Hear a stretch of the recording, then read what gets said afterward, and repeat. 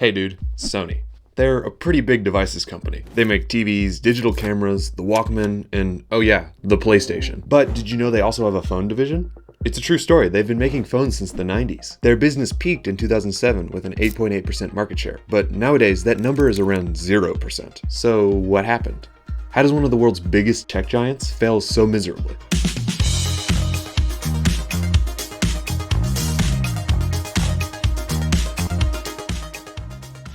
The story begins with two companies. Swedish telecommunication company, Ericsson, was having a problem with their handset and phone business. By the end of the 90s, they had gained about a 10% global market share in phones, but they were losing ground to more modern competitors, like Motorola and Nokia. In 2000, their biggest supplier, Philips, had a huge fire in one of their factories. This left Ericsson's phone business completely crippled. They didn't have access to any of the parts to build their phones. Likewise, Japanese tech giant Sony was also struggling in the phone market. Their phone division had about a 1% market share globally, and about 10% in Japan. And this was at a time when the company was doing really well in other fields. Just 2 models in, their PlayStation line was already taking the gaming world by storm. And for over 20 years, their Walkman line had been dominating the music scene. It was kind of baffling that they couldn't manage to get any market share in the new field of cell phones. So the two companies decided to join forces in a merger. In October of 2001, the phone divisions of each company came together to form a brand new company called Sony Ericsson Mobile Communications. Sony and Ericsson split all profits of their new business 50-50. Sony offered their expertise in screens, cameras, and global supply chain, while Ericsson knew just about everything there was to know about making phones. Based in London, the company had about 3,500 employees right off the bat. They quickly got to work making some handheld phones. Luckily, they already had a little bit of experience. Their first breakthrough product was the Sony Ericsson T68i later that year. It was the first mass-market phone with a color screen. Remember, pretty much every device out at the time had a single or dual color display. Think the Nokia 3310 or the Blackberries that were popular at the time. When this device came out, it was pretty impressive. Just about the only other phone out at the time with a color display was the Nokia 9210 communicator, but the Sony Ericsson saw more broad popularity due to its pocketability and stylish design. However, the color screen meant that the phone was quite expensive for the time, at $650 before adjusting for inflation. Yikes. But they kept going. Sony Ericsson kept producing devices for the consumer by focusing on their weaknesses. Each device they released focused on solving a problem with a previous device. A strong point for the company was their connectivity and user-friendly interfaces. This was at a time where a lot of phones were all super different and complicated to figure out. Sony Ericsson's consumer-minded model set the example and pushed the envelope forward for phone design. With a focus on high-quality cameras, high-quality screens, and music integration, thanks to Sony's experience with the Walkman, the product started to take off in popularity.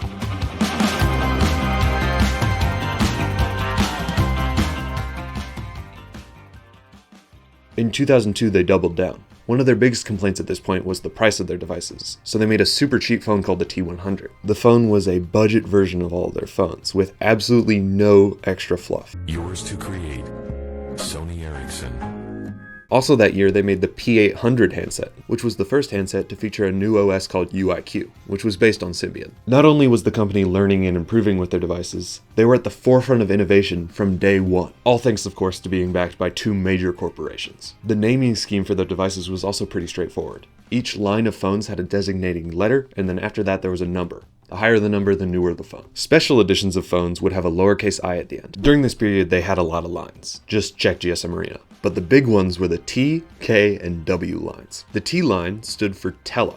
This was the everyman phone. They didn't have quite as many features and focused on calling and other everyday functions. Most of the early models from the T line didn't have built-in cameras, and as a result they were a little bit cheaper. K was their camera-focused line. Full feature phones with industry-leading camera systems. And W was their music line, which focused on integration with Sony's Walkman system. They had other lines like the J line for Junior, but those are the main 3. They saw the most models and most mainstream success. In 2003 they released the T610, which marks a pretty big increase in quality for the company. This was their best phone and pretty much what they had been trying to make this whole time. It had color screen, Bluetooth, and a built-in 0.1 megapixel camera that also recorded video. It came in 3 fun colors. They'd started to develop a brand identity as the fun, practical, affordable phone company. This phone sold really well and kind of put the company on the map. After this phone, you'll see that they kind of settled on a form factor. This bar-shaped phone is basically what all of their phones looked like after this. Vertically oriented with a keyboard underneath the screen. In fact, many of their phones were actually directly based off of this chassis. The T610 had another variant released later that year called the T630, which improved upon a lot of the basic steps. They released the K300 series in 2004 based on the design of the K610 series, and it sold like hotcakes. I actually have a K300i here in the original box, so I'll open it up while I keep talking. You can see that Sony at the time was focused on these fun feature phones for the masses. They were affordable, offered good specs like cameras and Bluetooth, and had a fun personality. During this time, their phones were seeing major success after major success. This line here sold 15 million units along its lifetime. 6 months later, the K750 sold another 15 million units, and then they did it again in 2006 with the W800 line. These Sony Ericsson phones were some of the best on the market, and it showed. Especially the K and W lines, which were doing really well. If you remember, this is around the time the iPod came out, and MP3 music listening was at an all-time high. And it turned out, if you wanted a full feature phone that was also good at music playback, Sony Ericsson was one of the best on the market, due to their Walkman integration. It also didn't hurt that they had some pretty good for the time cameras as well. They released a lot of phones during this period, so here's a few of the notable ones. The W300 was a flip phone variation of the Walkman phone line. The K790i was their first phone to use PowerShot technology from the Sony camera line. At the time, this was literally the best camera on any phone. Then of course, in 2007, the K810 and the K850 lines. This was the best of the K series, which at this point had become their best-selling line. The latter of those two phones got a 5 megapixel camera, which for 2007 was really good. But that's not the only thing that happened in 2007. Phone Arena marks this as an end of an era for Sony Ericsson, and I think we all know why.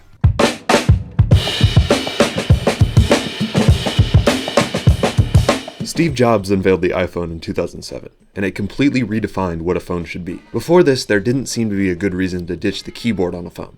Some people even thought it was a stupid idea when Apple tried it, but they were wrong.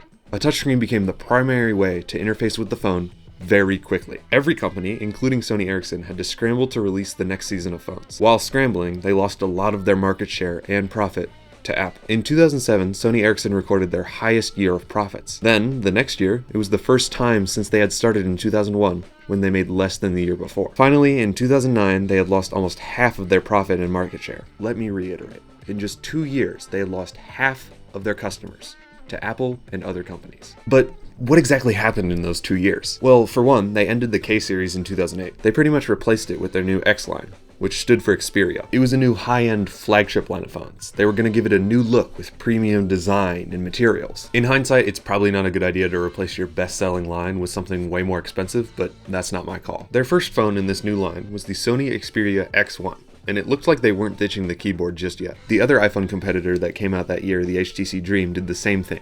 It offered a slide-out keyboard to complement the touchscreen. Only this wasn't a capacitive touchscreen like on the iPhone.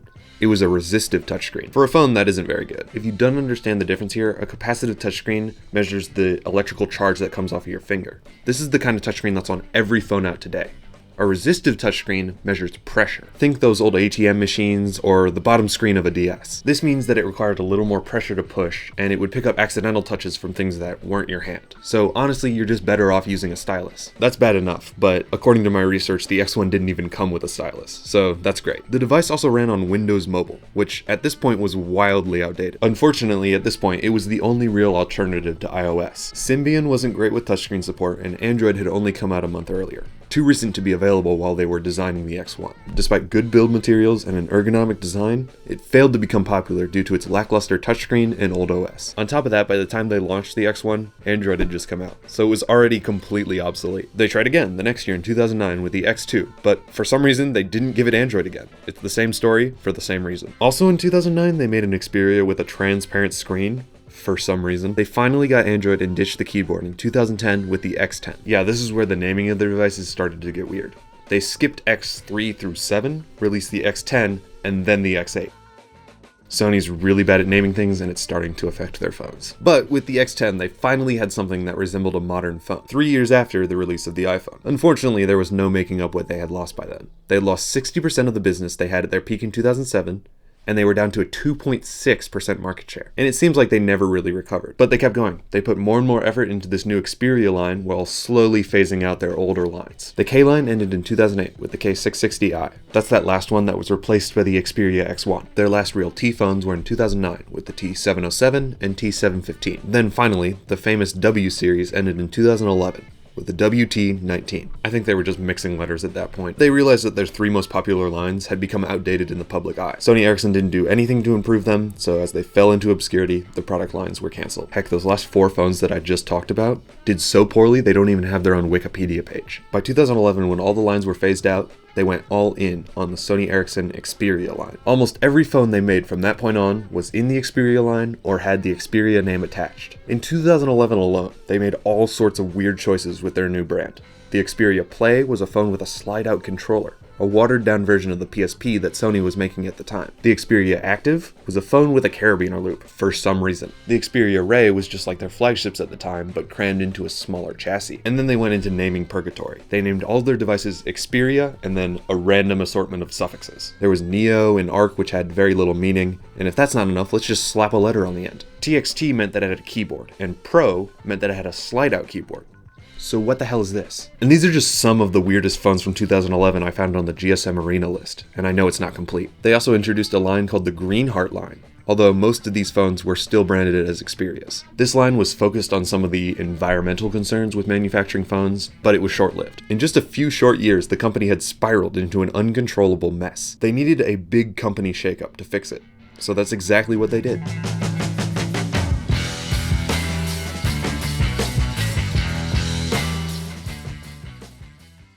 At this point, Sony had pretty much taken over all of the operations of the company. Most of their products were utilizing tech found in other Sony products, like the PSP phone or the Walkman phones. We're so big that we're making the same thing twice in different parts of the company, and nobody seems to know. Nobody seems to know. The Sony Ericsson brand had really just become a redundant extension to the Sony brand. Ericsson's CEO said in 2011 that the synergies between telecoms equipments and mobile phones were decreasing. So in October of 2011, Sony announced that they would buy out the other 50% of the company, as well as 5 essential patents to making phones, all for about $1.5 billion. Basically, Ericsson wasn't needed anymore in the company. As the CEO of Ericsson put it, "We now enhance our focus on enabling connectivity for all devices, using our R&D and industry-leading patent portfolio to realize a truly connected world." Pretty sweet. The two companies have now peacefully parted ways. Now totally reinvented as Sony Mobile, the company had a totally clean slate to re-establish their brand. So they put into motion a plan to reinvent the Xperia line under Sony. They released their first lineup through Q1 and Q2 of 2012. And boy, is this a fun bunch. They released the Xperia S, P, U, Ion, and Sola. Okay, 5 phones for an opening lineup is kinda bold, but they look way more updated than last year's models, so let's give them the benefit of the doubt. What's the pitch? The Xperia S was their flagship model, and had the highest specs on paper. It seemed like the other flagships of the era. The Samsung Galaxy S3 and the HTC One X had the same number of cores, but they had better screens. The Ion was essentially the same phone, but bigger, aimed at the US market and the rising trends of big, thin phones. We all know how that ended up. The Xperia P was their mid-range phone, but for some reason they gave it a better screen than the S. The Sola was a mini phone with a 3.5-inch display, and the U was their fun phone. It had swappable colored plates, which was pretty popular at the time. As you might be able to tell, all of these phones didn't really serve a true purpose. They were all too similar. There's not enough distinction between models. Part of this is because there's so many of them. There's no real good reason to buy one phone over the other. But in hindsight, what's even worse is the naming of these phones. So before we even talk about the next steps of Sony Mobile, I'm going to head over to the green screen and talk about the naming of their phones. Take it away, green screen Owen.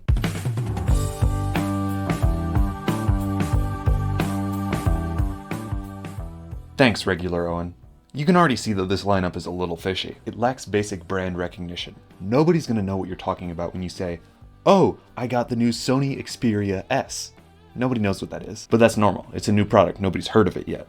They can make up for a lack of brand recognition with some brand cohesion. If they name their next flagship the Sony Xperia S2, then the naming scheme will start to catch on, kinda like every company was doing at the time. But remember, this is Sony that's in charge, and that didn't happen. If you didn't know, since like forever, naming hasn't been their strong suit. Instead of, like sticking with an idea, they just decided to use every letter in the alphabet. The next phones they released, in order, are the Xperia Neo L, 3 different Xperia Acros, Xperia GX, Xperia SX, Xperia Go, Xperia Miro, 2 different Xperia Tipos, the Xperia SL, T, TX, J, and V. You think this is crazy? That's just the rest of 2012. They've been doing this for 13 years and nobody is stopping them. Like, these are the phones they made in the last 4 years. They're still doing it. And I ignored all these crazy serial numbers they put on the end of it. Like, what the heck is this? Sony does this with a lot of their products, from headphones to speakers, and now they're doing it with their phones. They name their products like they're trying to remember their social security numbers, not like it's actually something somebody wants to buy. And that's why their products have fallen into relative obscurity. I mean, even Wikipedia stopped recording their profits after 2014 when they dropped below a 2% market share. But I'm getting ahead of myself. Back to me in a chair.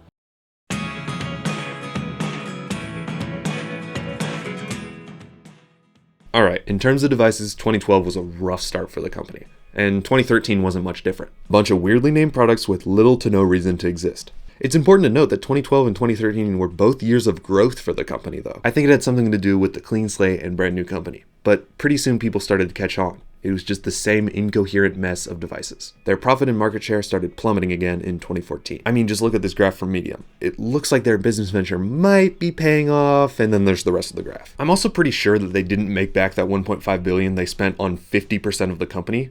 Like, since 2011, they've made less than $40 million a year. Unless I'm getting something wrong, that is harsh. Now, obviously, at this point, Sony is newer to the game at making their own phones than everybody else was at the time. Remember, they only owned 50% of this business until a couple of years ago. But slowly but surely, over the years, their phones started catching up with the competition. They even started to get better than the competition. Remember, this is Sony we're talking about. They have access to the best camera system, some of the best displays, microphones, and speakers on the market. I'm not just saying that, you're looking at me through a Sony camera right now. They've obviously got chops. Over the next few years, they made some really impressive phones, but their marketing strategy was just baffling. They made the first 4K screen on a phone in 2015. With the Sony Xperia Z5 Premium. Okay, that almost seems like a normal name for a phone. Was it part of a series? Was there a Z4 Premium? Was there even a Z4? Nope, just a random name they came up with. I think all of their mistakes during this period can be boiled down to 4 major points. 1. The dumb naming schemes. I said this in my LG video, but it's hard to get a consumer excited if they don't even know what they're buying. This was made worse by the constant release of new models. No company should make this many phones in a year, especially if you don't have a solid foundation of trusting fans. There was nothing for new consumers to latch onto. Sony would drop an idea just as quickly as they picked it up. It seemed like they were just desperately throwing stuff at the wall, hoping something would stick. 2. They didn't advertise. More specifically, around 2015 or 2016, when the company really started going downhill, they stopped running advertisements for their phones almost completely. If you wanted to hear about the latest Sony phone, you had to attend one of their press conferences. On top of this, their launch strategy was baffling. They would announce a phone with a random name and then not release it for months. They'd wait so long to release a phone that whatever hype they had gained was already gone. Whether it is poorly thought out or poorly executed, it just doesn't look good, period. And it just doesn't look like a priority for your company when it takes that long. Matter of fact, it's taken so long for this phone to come out that its basically successor has already launched. It's already been announced. It's called the Xperia 5 Mark II. For some reason. My best guess is they were losing money at this point, and Sony saw ads as an unnecessary business expense. 3. The phones had poor support. For whatever reason, they did that stupid thing that all the cheap manufacturers do, where they only support your phone for 2 years, so they can get you to come back and replace your phone more often. This was made worse by the next issue. As the Sony phones got more and more impressive, they started to surpass every other phone on the market in terms of features. Unfortunately, this meant that the price of the phones also skyrocketed. By 2018, they had phones surpassing $1,000, and more recently, they've even had phones exceeding $2,000. Yes, these phones are amazing, some of the best on the market. Amazing cameras, displays, speakers, but they had awful support. Nobody wants to buy a $1,000 phone that you have to replace in 2 years. By 2019, the company had an effective 0% market share. They hadn't improved any of these basic problems, and they just kept making phones that were more and more bonkers than the last. Like seriously, these are some wildly powerful and incredible enthusiast machines. But they're just that, enthusiast machines. These are way too overkill for just the average person. This one you can use as an external monitor for your Sony camera. The camera app has had focus racking since 2020. In recent times, they got really desperate for a sale, offering free wireless headphones worth $300 if you just bought a phone. But nothing they tried worked. They just never made a phone with mass appeal. They started out making phones for everybody in the 2000s, but it seems like ever since then, they've been running away from that at full speed, becoming more and more niche. Why don't more people buy and flock to these awesome phones with tons of enthusiast level features? And part of the answer is because enthusiasts really only make up a very, very small percentage of the overall market of anything, but especially of smartphones. It seems like in the modern age, nobody wants to buy these phones. Phones that are so bafflingly powerful, but poorly priced, poorly named, and poorly supported. It's really no wonder why they haven't taken off. As I'm writing this video, Sony has significantly slowed down in recent years. There's only 2 phones available on their website. One is a year old and the other is 4 years old. And they're both out of stock. All of the other phones they've made in that 4-year period have been delisted. So either they're closing their doors pretty soon, or they're cooking up something really big. Like I said, for basically the last 10 years, this division hasn't really been making Sony any money. And they haven't been doing so hot lately, so it's not a surprise if they want to shut it down. Sony fell off in the late 2000s due to an aging brand. By the time they realized it, they had lost all of their market share. In 2011, they finally bought up the company and reinvented their brand. It looked like for a little bit they were going to make a comeback, but they totally biffed it and quashed what little hope they ever had with one of the most confusing strategies I've ever seen. Now they sit at a cool 0% market share, and it seems like there's no chance of ever coming back. Huge thanks to my members listed there on the screen. You can check out my Instagram for behind the scenes and updates on my videos, and I have more videos just like this one. Party on, dudes.